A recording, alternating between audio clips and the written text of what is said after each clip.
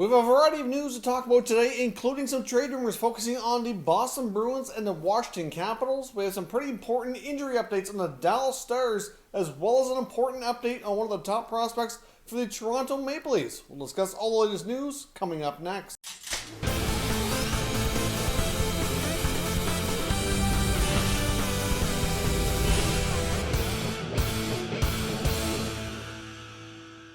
So welcome back to another video here at Top Shelf Hockey. Now, as I mentioned, we have a variety of news here today. We're still waiting on some updates for the 2021 NHL season. When the NHL and the PA are going to come to an agreement, there really isn't anything substantial that I can really add based on what we've already discussed here over the past few days. Hopefully we'll have some more information on that here shortly, but I just wanted to mention that because I know we've had a lot of comments asking if there's new or additional information available on those negotiations. Now, first up today, I want to look at one of the top prospects for the Maple Leafs, 2020 first-round pick, Rodion Amirov, who is obviously a Russian-born player, right now playing over in the KHL, and it does appear that there's a pretty good likelihood that he's going to end up signing a 2-year contract extension, which could keep him playing over in the Continental Hockey League into 2023. So it could be quite a while before the Leafs get him over to North America. I mean, really, for the most part, I don't think this is too alarming or concerning. It's quite common with Russian prospects like that. And at the same time, the Leafs have a pretty deep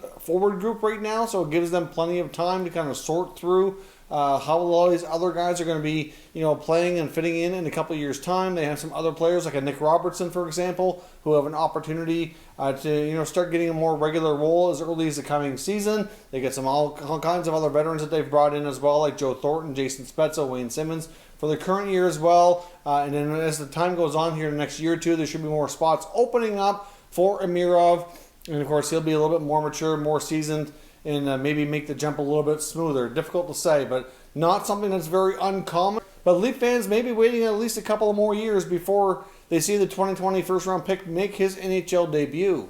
Now, as I mentioned as well, we have some pretty important injury updates on the Dallas Stars. Now, goaltender Anton Khudobin also had to have off-season surgery. We already know Ben Bishop is having some issues and is going to be out injured for an extended time, could miss a good chunk of the coming season. Difficult to say exactly how long, but obviously he was going through some pretty significant injuries during the return to play for the 2020 NHL playoffs, and Khudobin himself had surgery on his arm to repair some nerve damage. Now, it looks as though it wasn't too serious, and he is expected to be 100% ready to go when training camp starts. General Manager Jim Nill kind of made it sound like he was pretty well already either at or close to 100%. So that's good news for Dallas. And the fact that Khudobin needed surgery, with Bishop already being on the shelf as well, that could have spelt bad news if he was going to be out for an extended time. But it looks as though that will not be the case. He should be hopefully as good as new and ready to go for the coming year, because he's going to have a heavy workload with Bishop being out for at least a period of time. Now, the other piece of Dallas Stars news when it comes to injuries as well would be on one of their top forwards, Tyler Seguin, who of course had to have multiple surgeries, including shoulder and hip injuries. Apparently he will be on crutches for about another 7 to 10 days, but the surgeries have been completed. And then after that, he can kind of start to do some rehab. Obviously, he's looking at a pretty substantial, return. It's going to take him a while to rehab these injuries and be back to 100% ready to play. But clearly, he's having step one here is having the surgery through this phase so he can start his rehab. But at least things are progressing, and they do expect here once he can get into the rehab phase, things will start to ramp up a little quicker. But the shoulder surgery especially is a pretty long recovery, so we'll see when he'll be able to jump back into their lineup, because he's definitely going to miss at least the first bit of the NHL season, depending on when exactly they play, of course, because that'll impact how much games he's out of the lineup for. Now, as I mentioned as well, we have some NHL trade rumors to talk about here today, including the Washington Capitals and the Bruins. Let's start with the Caps. Now, we had mentioned a few days ago that the Washington Capitals are interested in adding possibly another third-line winger, and that could come either through free agency or through trade, but they would certainly like to get some cap flexibility in order to do that. They don't have a ton of space right now. What the Capitals would like to do is they'd like to move one of either Nick Jensen or Richard Panik. Now, with the other moves they made on the blue line this year during the offseason, they've kind of made Jensen somewhat expendable. He hasn't worked out the greatest since arriving in the Capitals organization, but he still has 3 years left on his contract. Not a ton of money, over $2 million per season, but with 3 years left, it's a little bit of a tough contract to move. Same goes for Richard Panik, who hasn't had the greatest consistency during his time in Washington either. He also has 3 years left on his contract with over $2 million as well. So as much as that would be their preferred route to go, it's not going to be easy contracts to find new homes for. When we have a flat salary cap situation here and a lot of teams kind of fighting and tight up against it here. So the Capitals would like to add a winger. We mentioned they could look to promote Daniel Sprong from within, but if they feel he may not be ready, if they want to have somebody to challenge him for that spot, they could dip into free agency. Like a Granlund, for example, is out there. We got Mike Hoffman. Hoffman's going to be too expensive likely for the Capitals here, and we're going to talk about Hoffman a little further here momentarily as well. But there's not a ton of other options. They could look to a guy like maybe Anthony Duclair. They might be able to get him cheap enough after really not getting a deal done yet. Duclair's opted to represent himself. I think asked for too much money from the Senators. They went in other directions, and now he's kind of been finding it tough to get himself a contract for the coming season. So we'll see, but the Caps do have a few free agents they could consider. Otherwise, doing it through trade would probably be easier from a cap management perspective, but moving up the players they want to, as I mentioned, is not going to be easy to do. So we'll see what GM Brian McClellan decides to do, and as I mentioned before, once we actually have a date in place for when a season is going to be starting, when camps are going to be opening, we'll start to see a flurry of activity here, because a lot of teams, I think, are kind of sitting on the sidelines waiting for more clarification on details here, so they know what they got to do and can start to make decisions and get their rosters tightened up in here and in place and become cap compliant, which is also quite important. Now, as I mentioned, we're going to talk a little bit further here about Mike Hoffman as well.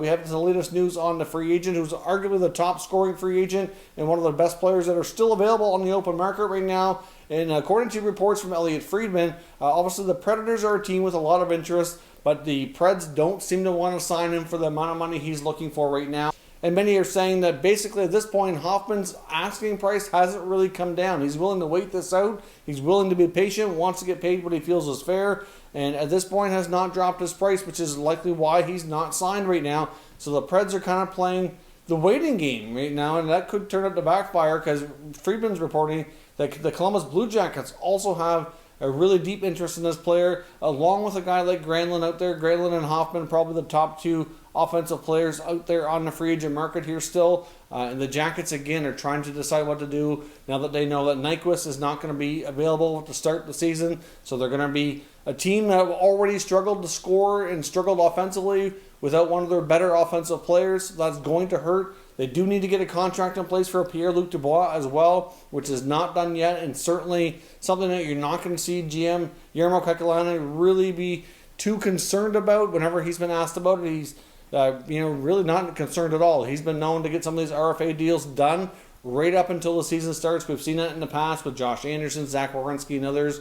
So it's not a situation they're unfamiliar with and not something they're uncomfortable with. So when it comes to Dubois, would not be surprised if that contract drags out right up until the training camps get underway and even the beginning of the NHL season. Would not surprise me in the least here, but obviously he may want to get that done before signing a guy like Hoffman, just to make sure he knows from a cap management perspective what he has to work with without kind of getting himself into a bad situation. So we'll see, but the Preds and the Jackets are still the teams that are reported to have the most interest in the top scoring free agent there on the market. Now, lastly, we want to touch again on the Boston Bruins. They've been a team that's been one of the hot topics around the rumor mill as of late when it comes to possibly making a big, significant trade. They've been linked to a variety of players and a variety of teams and different deals, and we have more reason to think that the Bruins are not done dealing, and that I think the odds are possible and likely that if a team is going to make a significant trade before the NHL season gets underway,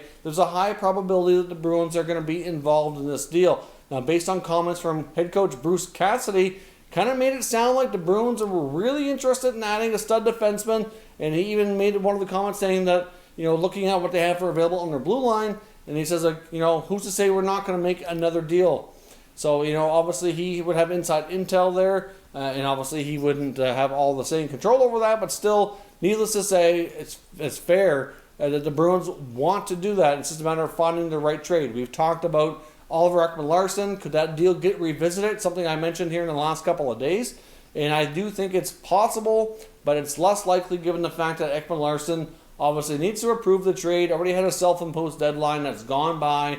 I mean, if the Bruins came with the right offer, I think the Coyotes would certainly listen and approach Ekman-Larsson about maybe agreeing to waive. But there are certainly other options out there. We know that the Bruins have been linked to Noah Hanifin, who I don't really think falls into that category being a stud defenseman, but he's a guy that Don Sweeney and the Bruins have had a ton of interest in for an extended period of time. He's a local boy, local product there that they've really been wanting to bring home to be a Bruin for at least a couple of years now. So obviously even dating back to when he was drafted, actually. It's been a long interest, just like they had a long interest in Charlie Coyle before they acquired him to come back. So obviously the Bruins are a team to watch out for. They lost Torrey Krug, and they need to replace those minutes in that offense.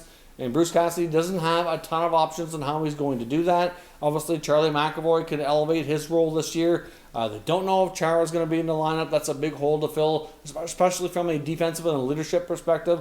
So obviously, they have trade chips. So you have guys like Jake DeBrusk unsigned, rumored to be a tradable asset. You've got even a guy like Anders Bjork's name has been out there before as well.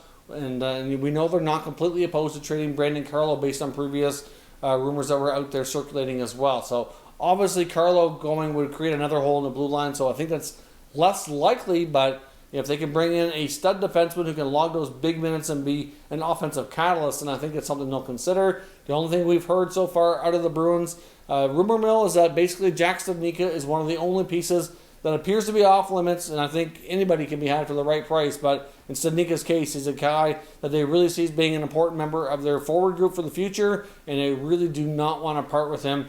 But everything else is certainly up for debate when it comes to prospects or certain players on the roster. We know there's a few other guys that wouldn't be touchable as well, which we don't really get into because those are obvious players. But clearly the Bruins, like I said, they're a team to watch, and we'll see if they can swing that big deal for the fences, save their offseason, and really get this team ready for next season and to be able to contend for a little while longer while they still have some of these great pieces in place. So let me know your thoughts on all the discussion points here today, and we'll discuss further down in the comments. If you're new to the channel, consider subscribing and turning on your notifications so you don't miss any future content. And give this video a thumbs up if you enjoyed it. I'd appreciate it if you did. As always, thank you for watching, and I'll catch you next time.